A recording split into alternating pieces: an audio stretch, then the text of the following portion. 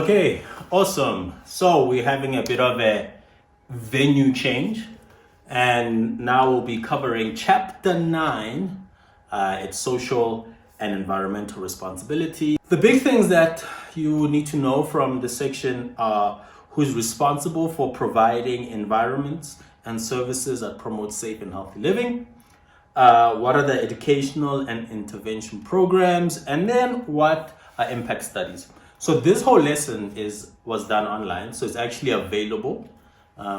Just look for it here on the YouTubes or look for the podcast, and then you will get to unpack the whole thing.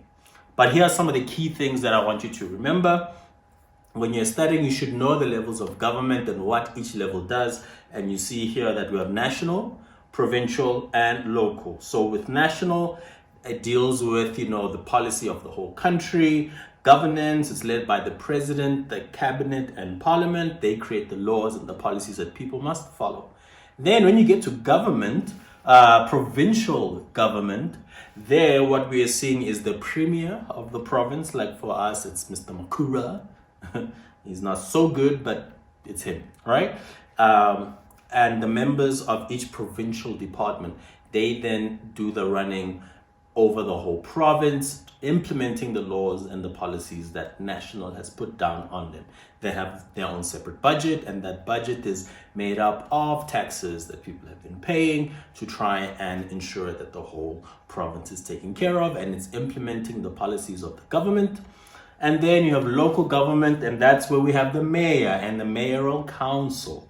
Okay, they focus on providing the basic services. Okay, so when we talk about people having like protests because of lack of water or electricity and things like that, that is a local government issue. It's not a provincial one. Okay, then you will see that you need to know what are laws, what are regulations, and what are competencies. So all of that are in the slides, also in your textbook, so that you know the difference between each thing. Okay. So there are different kinds of laws that are focused specifically on promoting safe and healthy living. So there's a whole list, and in your textbook you will see it. It even gives you a brief description of what each thing looks at what each thing covers. So when you are preparing, just be able to recognize that, what is an act, how is it labeled, and if this act has to deal with safety and healthy living. So local government in South Africa, we have 278 municipalities. So 8 are metropolitan. So for instance, city of Johannesburg is a metropolis. So how do they define metropolitan? Is really our biggest cities in the country, the big cities that are big financial hubs for that area. They tend to become a metropolitan. So you have Ekurhuleni, and then you have Tshwane, you have Nelson Mandela, you have city of Johannesburg. That's how they are put together. Then you have 44 district ones, and then you have the rest being local municipalities. They govern according to the Constitution, Schedule 4 and 5. Then you need to know how exactly are they funded, and services are funded through government grants. So from national going to provincial, provincial going to local, then government loans or loans from institutions that are trying to deal with a specific issue. So if like there's an organization that is passionate about dealing with AIDS, they may provide a province a grant because in that area AIDS is quite big, whatever. And then rates and taxes. So the bills your parents pay at the end of the month, where they pay property tax and rates, and then also pay for the services like dustbin removal, the water, the electricity, the pipes, pick it up, things like that. Good. So as I said to you, you need to know the functions of how then national, local, and provincial, how they work together, how are they linked. Just have a brief understanding of it. And then what are the services that local is in charge of? It's important to know that. Don't confuse yourself and say when they are basic needs issues that it's a province issue. It's not a province issue. Local government can say it's province because province didn't give us enough money, or province owes us money for some of the things we're doing on top of what we are supposed to do. Okay, but that's deep politics. Those of you who are going to study it, you will find out more. But basically know that local government is in charge of providing things like electricity, water and sanitation, removing of your dustbin, roads and parks and recreation, community halls, public spaces and cemeteries. That is local government. So the municipality is meant to do these things according to section 152. Look at it in the slides. When you're studying it, just make sure you have a brief idea of what they do. So with water, they're supposed to give you clean drinking water that is safe also for things like washing, safe for animals, things like that. And that the poor have a specific amount of free water they're meant to get before they have to start paying. Then with sewage removal and disposal, it's the municipality's job to ensure that there's no sewage in your streets, that if there are blocks, then they need to attend to it, and they must be part of the purification of our sewage to being given back to Rand Water for us in Gauteng, things like that. Refuse removal, making sure again that there are no dump sites in our communities. Litter is taken care of, ensuring that the public bins that are made, that are put out everywhere, that they're emptied. Okay. Then road and storm water control. As we know, many places, especially communities where it's highly dense, with very poor irrigation, sometimes maybe the places are just built in the wrong areas. What happens a lot is when there's rain, they tend to have flash floods, which, overwhelm the system because actually the drainage was never fixed. People littered, and then the litter gets into the storm water, and then the water doesn't flow, and then it stops, and then there's a flood. So the municipality is meant to deal with that. Then electricity, again, just ensuring that either if Eskom is a direct provider, or if through City of Johannesburg we get our electricity, they're still having to ensure that the lines and everything are connected for people. And then with housing is one of the few ones that is a national government issue, but at the municipal level they tend to work hand in hand with national to ensure that these things are built in the right places, because national won't know which are the local municipalities that are in desperate need and where they should put them. Basic like that. Then firefighting, again, that's a local issue.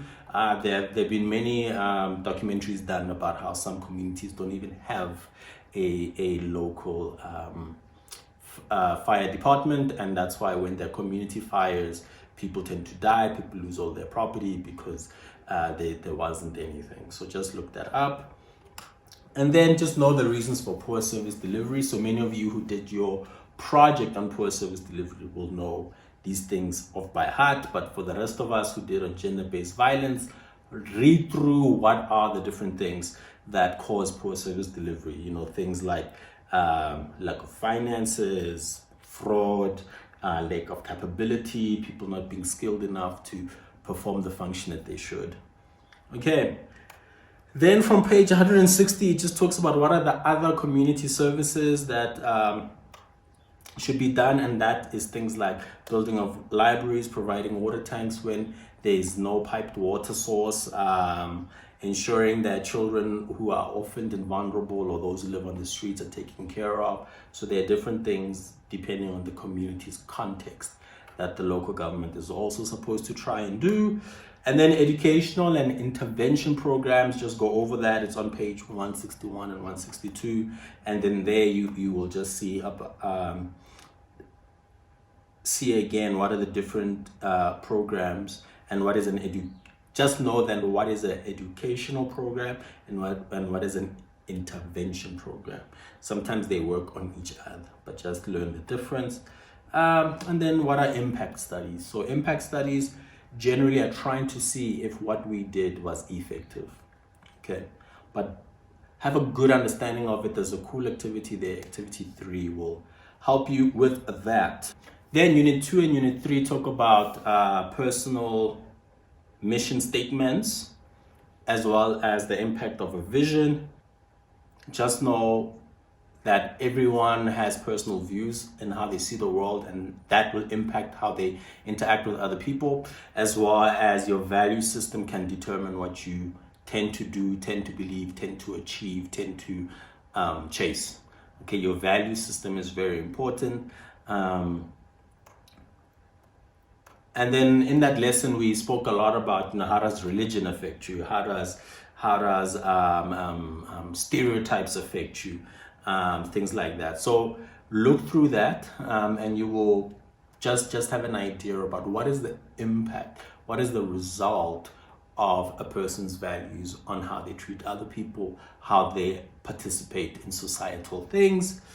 There's a cool activity 6 on page 167 that I would recommend that you do to sort of get an idea about that.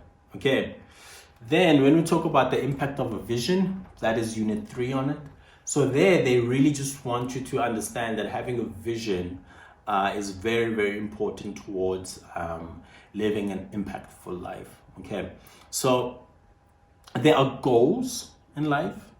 It's just a general, quickie little lesson. We can set goals, and goals are a little bit more specific, but a vision is an ideal headspace, an ideal scenario in which you're painting of how you would like to see your life play out. So having a vision is very important. And then we learn in this short little section, Unit 3, about what would the impact of a vision have over your life, because the vision will feed your goals. Take it or leave it. So in our lesson, we just unpacked what are these different things. So for instance, a passion, I had then said, is your passion can be anything that simultaneously challenges you, intrigues you, and motivates you.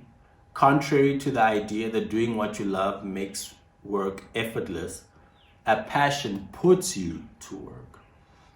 It's what you're willing to sacrifice lesser leisure and pleasure for. Seek it and you will find, seek it, and where you find it may surprise you. Okay, so the idea is, again, your passions will really be a driving force towards your life. It will help you tolerate many things. It will help you endure many things. It may give you that patience that you need because you are within your passion. And unlike the belief that if you're doing your passion, you'll never get tired. No, you'll get very tired. You'll get easily discouraged. You'll even want to give up because passions are so hard fought. Okay.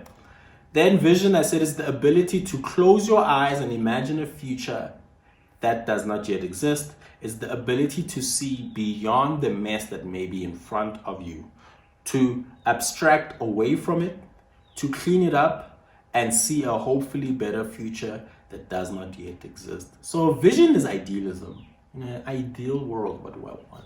In an ideal time where everything goes perfectly, what do I see my life becoming? That is a vision. Okay. And then when we put it all together with purpose, your life purpose consists of the central motivating aims of your life, the reason you get up in the morning. Purpose can guide life decisions, influence behavior, shape goals, offer a sense of direction, and create meaning. So this little short section is a combination of just understanding government. So Unit 1 is really about, societal issues and the environment, and who's in charge of what, in ensuring that basic needs of people are met. Then Unit 2 and Unit 3 are now trying to narrow down to say, okay, so as individuals, how do we impact our environment? It's our values, it's our personal views, it's, our religion, our ideologies. And then the last part is, okay, so what's your vision?